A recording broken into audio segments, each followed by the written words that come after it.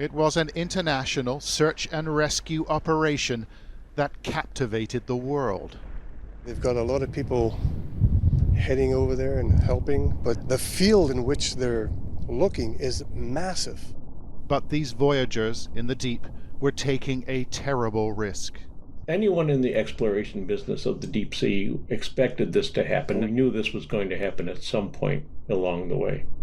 The promise of adventure at this fabled site would end in disaster. My worst fears, as of Monday, have now been realized. 2 friends of mine are gone.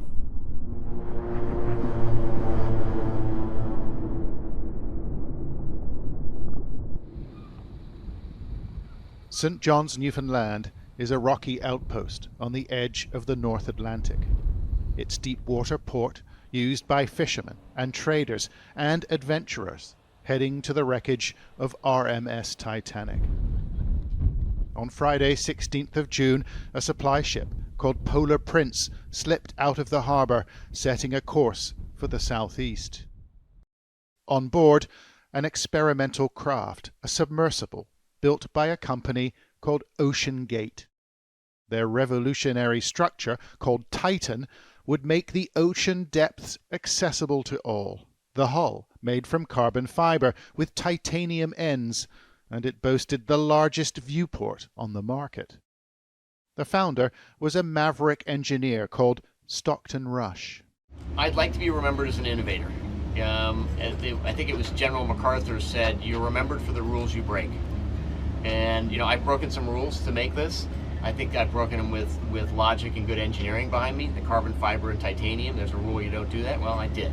But a trip on Titan came at a price, around $250,000 per ticket. And joining Mr. Rush on this trip to the Titanic were the following self-described mission specialists. Briton Hamish Harding, he'd made a fortune as an aviation broker in Dubai. Paul-Henri Nagelet, a French adventurer who helped to run a company that exhibited items recovered from the site of the Titanic. And they were joined by a father and son, businessman Shahzada Dayoud and his 19-year-old son Suleiman, both British citizens. Shahzada's sister said the trip was really important to her brother. It was a Father's Day thing. It was a bonding experience. And, he wanted the adventure of a lifetime, just like his father did, because his father wanted it. And that was Sulti all the way. He would do anything for anyone. We've traced the supply ship's movements with Marine Tracker.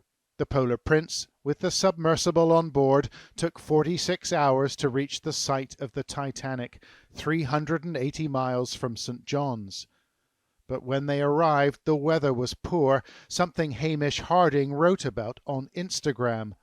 The worst weather in Newfoundland in 40 years, he said, but a weather window has just opened up and we're going to attempt a dive tomorrow.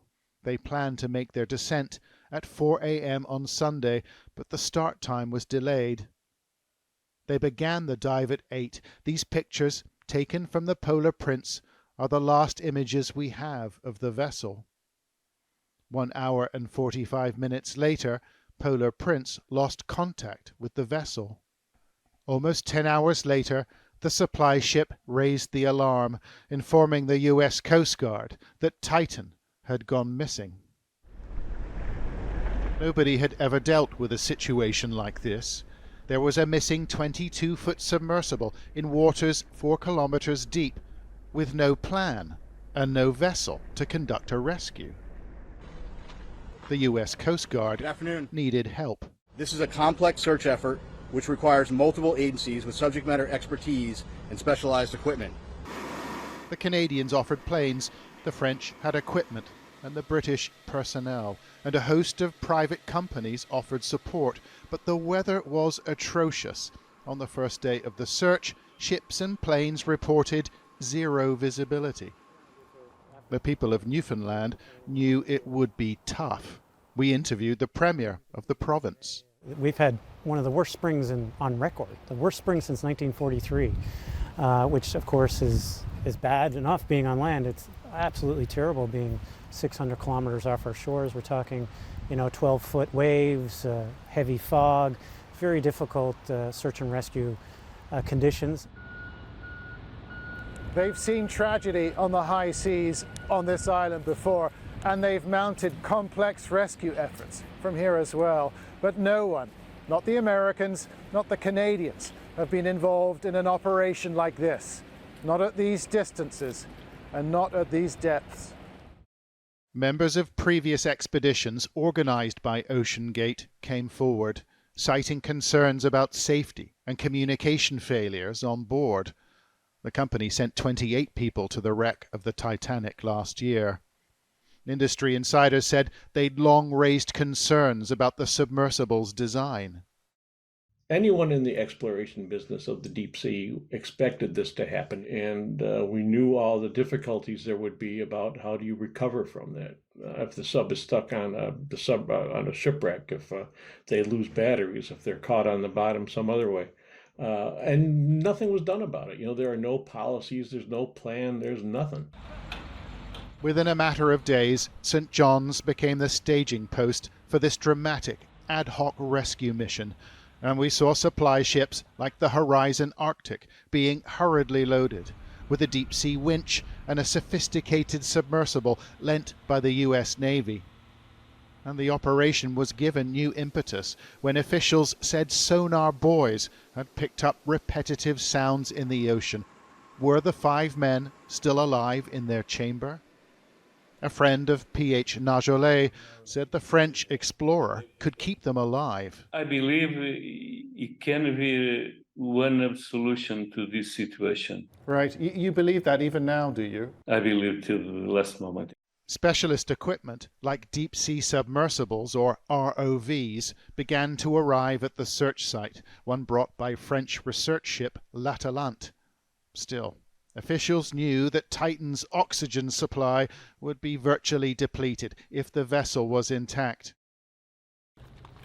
But the owners of its supply ship, the Polar Prince, remained optimistic. The Polar Prince lost contact with the submersible on Sunday morning. I mean, realistically, how optimistic are you that you will find the submersible and rescue the men on it? The equipment that's been mobilized for this is the finest in the world, the most capable in the world. We have to hold out hope. I think, as you're aware, there's still life support available on the submersible, and we'll continue to hold out hope until the very end. On Thursday afternoon, 4 days after Titan had been reported missing, the US Coast Guard released a message on social media. A debris field was discovered within the search area by an ROV near the Titanic, it said. Experts are evaluating the information. I think this is significant. I think it is highly likely to be very significant. David Mearns is a rescue expert. Sky's Mark Austin was interviewing a deep-sea specialist called David Mearns at that moment, and he'd received his own information directly from the search area.